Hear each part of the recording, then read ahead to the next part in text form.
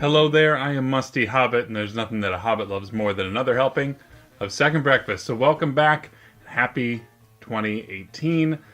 I have started off this year super strong, having finished the Destiny 2 campaign, and recently finishing a extremely difficult game, Cuphead. And I wanted to talk about what that sort of did to me mentally. A few months back, I talked about how hard games were something that were a time sink, and how it can really kind of be demotivating to play that. I was attempting to play Demon's Souls, and I just was not advancing very far. Come to find out, by decisions that I made, I picked a barbarian class, and that is, by all intents and purposes, the hardest class to start with. So I don't know if this is... There's one thing that I noticed with the Souls games is that there's not a lot of startup guides. Or if there are, I never made a point of seeking them out, and maybe that is where my mistake was. After having discussed it with a couple people on Twitter and in forum posts and things like that, I think I've come to the realization that, yes, I made a poor decision, and it impacted my decision as to whether or not to continue with that game. Now, Demon's Souls itself, I don't know if that will be the game that I attempt. I got Bloodborne from my brother-in-law for Christmas, so I think I'm going to give Bloodborne a shot. As I understand, it's a little bit... there isn't blocking, I think he was saying, so it's more of the agility and sort of dodging and things like that. So I think I'm going to try Bloodborne here soon, because of my experience with Cuphead.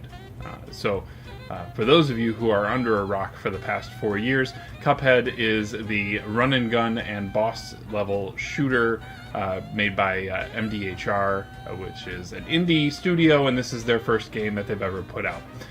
Now, I may or may not put gameplay over this. I don't want to spoil too much for you with some of these bosses. And the thing that this game does, there are two styles of levels. There's run and gun levels, which play out more like a Metal Slug or a Gunstar Heroes type of thing, where you have 3 hits to take, and if you take 3 hits, you die and you start the level over.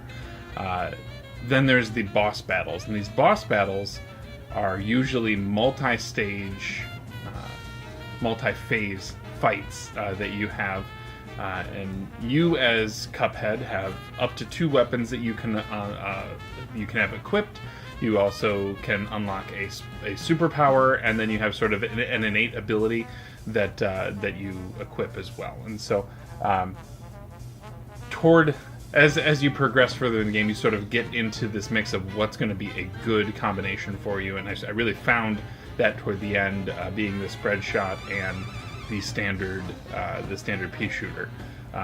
There's some other ones that I really didn't dabble in. There's one that has a much larger bullet, or much larger ammunition, and so it tends to deal damage a little bit better. I may try that out if I decide to go further.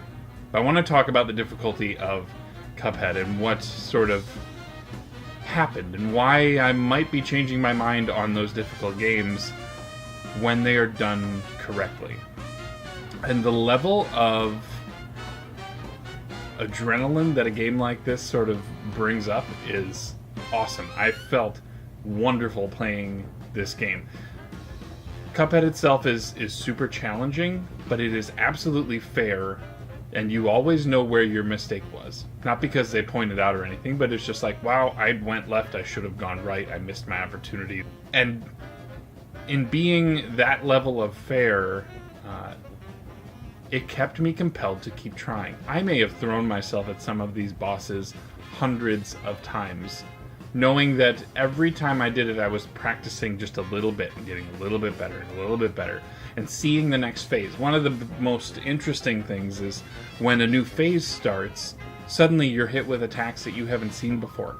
If you can adapt quickly, then you can make it through that phase without having to start over. But a lot of the time, you've already taken a couple of hits, and you end up getting crushed by this new phase. So then you start over. You know, I'm getting a little bit further, a little bit further, a little bit further. And and then at the culmination of each boss, there's this really fulfilling knockout, and the announcer sort of says this, and it's really it's a great thing to hear. Everything just sort of pauses in the moment. You're like, and you get your big triumphant fist pump. Yes, I took care of him. And I really enjoyed that. It felt really good. And getting through all of the bosses, including the devil at the end, was just awesome. And I think it may, just the couple of days that I had with that, especially the end, sort of that last push, kind of cemented that if I can get a difficult game that does that equation right, that balance of being not cheap and at the same time rewarding me by progressing, that's what I need, and that's not what I was getting with Demon's Souls. Hopefully Bloodborne can give me that, but I might be back on board for difficult games. We'll have to see. I'm looking ahead to this calendar year. I sort of mapping out my CCABC, and having knocked out Cuphead and Destiny 2, I'm making good progress in within the first 4 days of the year. So I'm trying to make sure that I balance some things so that I'm not too modern centric or too retro centric. I'm trying to get a good mix, and so I'm really excited towards some of the games. I want games that are going to teach me to get better, like Cuphead.